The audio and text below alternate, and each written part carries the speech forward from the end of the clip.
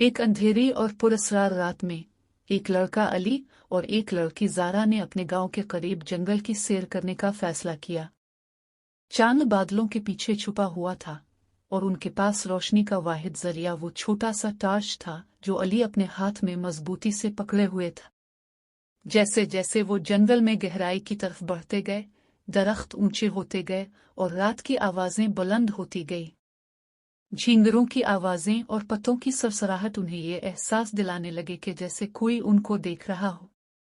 लेकिन अली, जो बहादुर और तजस्सुस भरा था, रास्ता दिखा रहा था, जबकि ज़ारा उसके पीछे पीछे चल रही थी, उसकी कमीज को घबराहट से थामे हुए। अचानक एक अजीब आवाज सुनाई दी।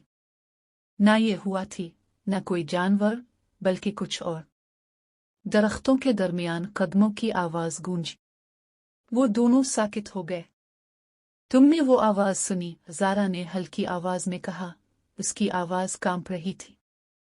अली ने सर हिलाया और टार्च की रोशनी इस समत में डाली जहां से आवाज आई थी। लेकिन वहां कुछ भी नहीं था, सिर्फ साए जो दरख्तों के दरमी रक्स कर रहे थे। उन्होंने चलना जारी रखा, लेकिन उनके दिल में यह एहसास बढ़ता जा रहा था कि वो अकेले नहीं हैं। फिर अचानक इनके सामने एक नम, चमकती हुई रोशनी नमूदार हुई।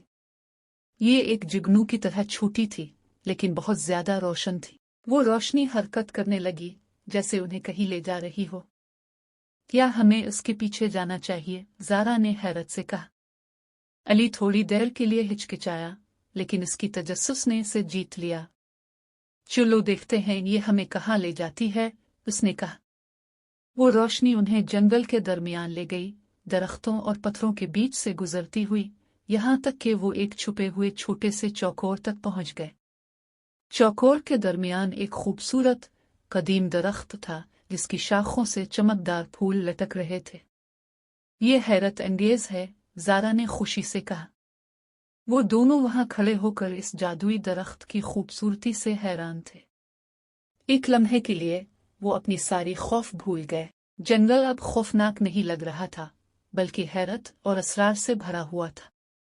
जब वो चमकते हुए दरख्त के नीचे बैठे, अली और ज़ारा को एहसास हुआ कि कभी कभी जो चीज़ें हमें सबसे ज्यादा डराती हैं, वही हमें सबसे हैरत अंगेज